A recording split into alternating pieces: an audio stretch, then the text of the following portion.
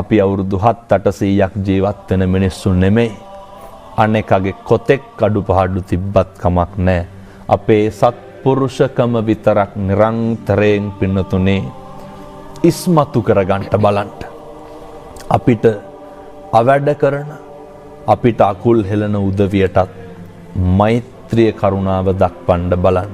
අපි දන්නවා මෙහෙම අපි දේශනා කරාට gedara ප්‍රායෝගිකව කරන්න බැරි වෙයි. ප්‍රායෝගිකව කරන්න බැරි වුණා කියන එක නිදහසට කාරණයක් නෙමෙයි. සංසාරේ කල්ප ගානකින් මගේ අම්මේ තාත්තේ අපි ආයේ මිනිස් වෙලා උපදින එකක් නැහැ.